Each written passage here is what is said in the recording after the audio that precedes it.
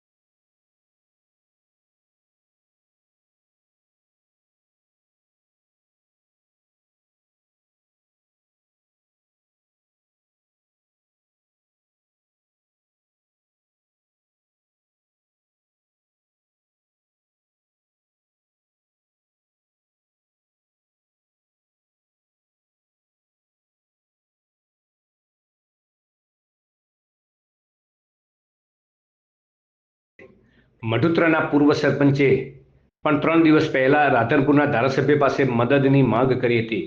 ત્યારે જોઈએ ધારાસભ્ય લવિંગજીનો ઉડાઉ જવાબ. એમના માટે કશું હજી સહાય કે કશું મળ્યું નથી. કેસ્ટ્રોલ જેવું એટલે તમે આયા હતા સર્વે કરવા દઈએ તમને કઈ કીધું નથી? તમે લખાયું નહીં?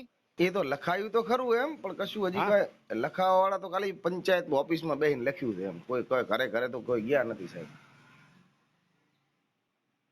ઘરે નથી ગયા એટલે સાહેબ મારે ન છૂટકે તમને સાહેબ ફોન કરવો. અરે પણ કીધું લઈ જવા દઉં ને તમારે હેડ ક્યાં આયા લખી લે.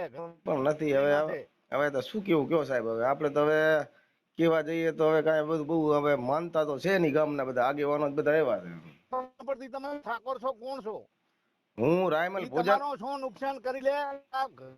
નુકસાન તો કોઈ કરી ના લે. હું તો મારે તો કઈ જરૂર નથી. હું તો આપણી સમાજ માટે કરવા માટે ફોન કર્યો હતો.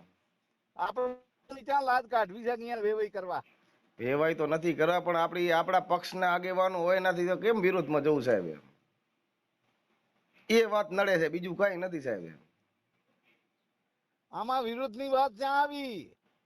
પણ હવે તો પછી તો આગેવાનોને જે છે ને અત્યારે અમારા કોંગ્રેસનો તાલુકા પ્રમુખ છે, સરપંચ તો આપણો ભાજપનો જ છે, તો કોકને બતાવવું તો પડે ને. કહું કે તમે આમ નાગરિક તરીકે કહીએ કોને ભાઈ અમારા ઘર પાણીમાં છે? કીધું હોય ને સાહેબ. તમને ક્યારે ફોન કરવો પડ્યો? કીધું નહીં હોય સાહેબ એવું? અત્યારે છે અહીંયા આલજો ફોન, આલજો મારા હા હાલો ફોન આલો. ના અત્યારે તો કોઈ નથી, ખાલી માણસો મારા. કોઈ ના હોય તારે ફોન હોય તો મને ખબર છે. એની વાત નથી સાહેબ. હું વાત કરું. હવે તમે વાત કરવા કાંઈ મેળ ના આવે. હું જે તે આયા હતા ને ટીડીઓ ની વાત કરું.